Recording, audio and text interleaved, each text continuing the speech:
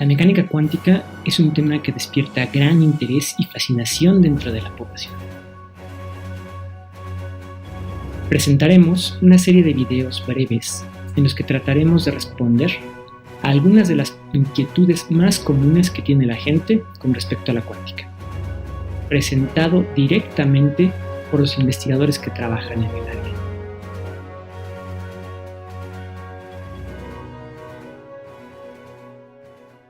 En este capítulo vamos a profundizar en un concepto central en mecánica cuántica y del que quizás hayan ya oído hablar. Se trata de la dualidad onda-partícula. Es también un concepto que genera mucha confusión. En nuestra experiencia diaria podemos notar que los objetos que nos rodean se comportan de dos maneras distintas. O bien se comportan como ondas o entonces se comportan como partículas. Una partícula es un objeto cuya posición puede localizarse muy bien en el espacio y además cuando se mueve lo hace en trayectorias muy bien definidas. Un buen ejemplo de algo que se comporta como partícula es una pelota de tenis. Si yo estoy con algunos amigos y lanzo la pelota de tenis hacia adelante, solo la persona que está delante de mí podrá recibir la pelota porque ésta se mueve en una trayectoria dirigida hacia esa persona. Es imposible que las personas que se encuentran a mis lados, por ejemplo, reciban la pelota. Las ondas, en cambio, son muy diferentes porque no pueden localizarse en un punto específico en el espacio y además, cuando se mueven, lo hacen a lo largo de varias trayectorias simultáneamente. El sonido es un buen ejemplo, ya que se trata de una onda que se propaga en el aire. Si en esta misma reunión con amigos yo hablo con uno de ellos, todos podrán escuchar lo que diga sin importar en dónde se encuentren. La física clásica hace esta distinción muy clara. Se trata de fenómenos excluyentes. Las partículas no pueden comportarse como ondas y las ondas no pueden comportarse como partículas. Así, se cuenta con leyes y herramientas muy distintas para describir a los fenómenos ondulatorios y a los fenómenos de partículas. Una diferencia fundamental entre ondas y partículas es la manera en la que éstas interactúan entre sí y con su entorno. Mientras que las partículas chocan y rebotan, las ondas pueden sumarse o restarse, algo que en física conocemos como interferencia de ondas y que vamos a explicar un poquito mejor más adelante. En el capítulo 1 de esta serie se habló de un experimento muy importante, el experimento de la doble rendija, que muestra con muchísima claridad este punto. Cuando lanzamos canicas hacia una pantalla que tiene dos rendijas, las canicas podrán pasar por únicamente una de las dos rendijas. Si más adelante colocamos otra pantalla y hacemos un puntito en los lugares en donde cada una de estas canicas golpearon, entonces lo que tendremos después de repetir este experimento muchas veces es dos manchas muy bien separadas. Si ahora repetimos el experimento utilizando ondas, como por ejemplo las ondas que se forman en un charco de agua al perturbarlo de alguna manera, lo que ocurrirá es que la onda podrá pasar por ambas rendijas al mismo tiempo. El resultado es que de cada rendija se originará una nueva onda y ahora lo que tenemos son dos ondas que se forman a partir de dos puntos separados. Conforme estas ondas, estas nuevas dos ondas se propagan, en algún punto empezarán a superponerse y por lo tanto a interferir. Es decir, en algunas partes las ondas se van a sumar y en algunas otras partes las ondas se van a cancelar. Como resultado, en la pantalla que está del otro lado de las rendijas, lo que veremos ya no son únicamente dos, sino muchas manchas bien separadas. Es a eso a lo que le conocemos como patrón de interferencia y como ya se dijo, es consecuencia del hecho de que la onda puede pasar a través de las dos rendijas de manera simultánea. Esta noción tan clara e intuitiva, esta diferencia tan clara entre ondas y partículas, se rompe cuando entramos en el reino de la mecánica cuántica. Resulta ser que los diminutos objetos que componen a la materia, como son los electrones, los átomos o las moléculas, pueden comportarse de ambas formas. Pueden comportarse como partículas o pueden comportarse como ondas. A esto se le conoce como la dualidad onda-partícula. Darnos cuenta de esto tomó muchos siglos de estudio de la naturaleza, un esfuerzo que culminó durante el siglo XX con la construcción de la mecánica cuántica, una de las teorías más sólidas desarrolladas por la ciencia. Esta dualidad de ondas y partículas se encuentra en el corazón de esta teoría. Repitamos ahora el experimento anterior, pero esta vez utilizando átomos individuales.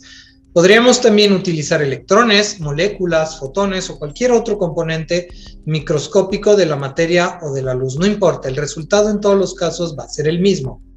La pantalla que va a estar en el otro extremo del experimento, después de las dos rendijas, podría ser una placa fotográfica capaz de detectar a los átomos que llegan a ella. Este tipo de experimentos son hoy en día una realidad gracias a los enormes avances de la tecnología. Supongamos que lanzamos un único átomo hacia las dos rendijas. ¿Qué es lo que veríamos? Bueno, el átomo pasará a través de las rendijas y llegará a la pantalla que está al otro lado. Cuando el átomo impacte la pantalla, aparecerá un puntito en ella, justo en la posición en donde impactó.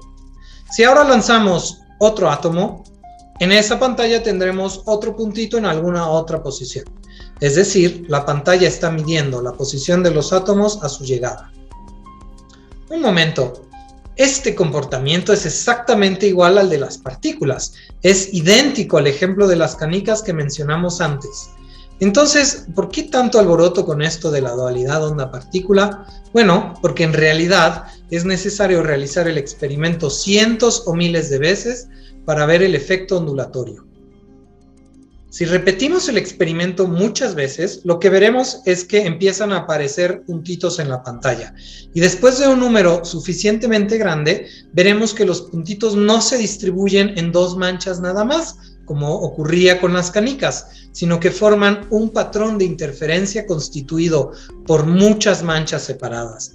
Este patrón es idéntico al que se formaba cuando utilizábamos las ondas del charco de agua. ¿Qué está ocurriendo? Dijimos que el patrón de interferencia se formaba gracias a que la onda pasa por ambas rendijas de forma simultánea. ¿Será que los átomos se comportan como ondas y cada átomo pasa por ambas rendijas al mismo tiempo?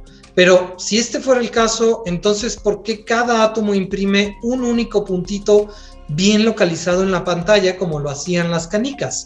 Esta aparente contradicción se resuelve cuando introducimos uno de los conceptos claves de la mecánica cuántica, el concepto de medición. Como se explicó en el capítulo 1 de esta serie, los objetos que son estudiados por la mecánica cuántica son tan diminutos que el simple acto de medir los altera. En nuestro experimento, la medición se realiza en la pantalla cuando se registra la posición en la que llega cada uno de los átomos. Este acto de medir obliga al átomo a elegir una posición y es así como aparece uno y solo un único puntito por cada átomo medido. En física decimos que la medición colapsa al átomo en una única posición. Sin embargo, mientras no midamos, el átomo podrá comportarse como una onda y, en cierta forma, pasar por ambas rendijas al mismo tiempo. Para ser más precisos, antes de realizar la medición, el átomo está en una superposición de posibles estados, es decir, la suma del estado que corresponde al átomo pasando por la rendija 1 y del estado que corresponde al átomo pasando por la rendija número 2. Una persona escéptica podría insistir que el átomo, siendo un objeto muy bien definido, tuvo que haber pasado por una o por la otra rendija. Podemos así proponer un nuevo experimento.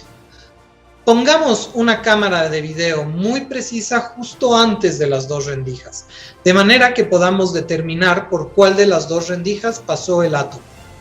Bueno, pues si hiciéramos esto, la medición se estaría haciendo antes de las rendijas, por lo que la posición exacta de los átomos sería determinada allí y no hasta que lleguen a la pantalla que se encuentra del otro lado.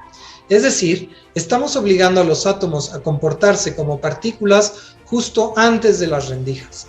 En esta situación, lo que observaríamos posteriormente en la pantalla ya no es el patrón de interferencia característico de las ondas, sino las dos manchas bien separadas características de las partículas. Vemos así que, dependiendo de la situación, el átomo puede comportarse como onda o puede comportarse como partícula. De ahí el nombre dualidad onda-partícula. Esta situación es ciertamente desconcertante.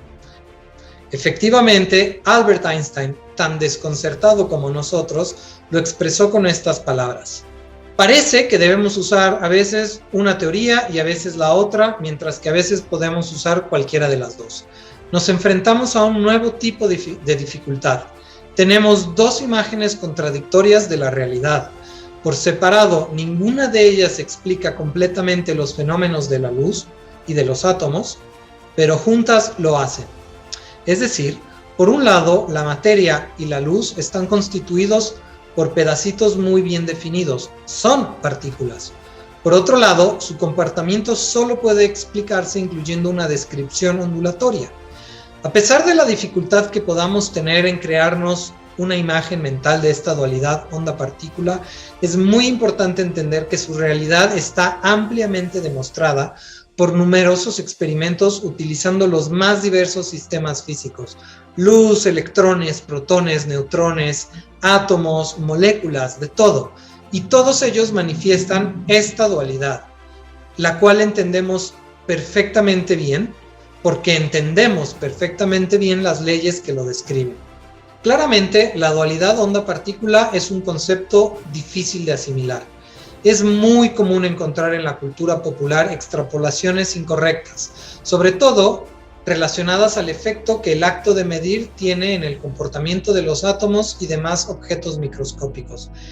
Algunos escritores y personas mediáticas, sin entender de todo bien de qué se trata la mecánica cuántica, han propuesto la idea de que nuestros pensamientos pueden modificar la realidad que nos rodea, de manera similar a como la medición de los átomos en el experimento de la doble rendija modifica su comportamiento.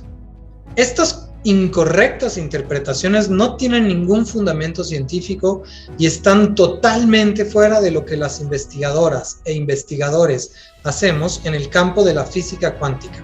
Efectivamente, la dualidad onda-partícula no se observa a escala macroscópica en nuestra experiencia diaria. ¿Por qué? La respuesta es muy simple. Conforme los objetos se van haciendo más y más grandes y más masivos, el tamaño de la onda asociada a ese objeto se va haciendo más y más pequeña y por lo tanto más difícil de observar. En ese sentido, las ondas asociadas a los electrones son típicamente mucho más grandes que las ondas asociadas a los átomos, los cuales son mucho más masivos. De igual forma, la extensión de la onda asociada a un átomo es muchísimo más grande que aquella asociada a, por ejemplo, una pelota de tenis. Así, en la práctica, resulta imposible observar las propiedades ondulatorias de la pelota de tenis, y para todo efecto práctico, esta se comporta simplemente como una partícula. Así, la dualidad onda-partícula es una característica fundamental para entender el mundo microscópico y justamente está reservada únicamente para los fenómenos cuánticos.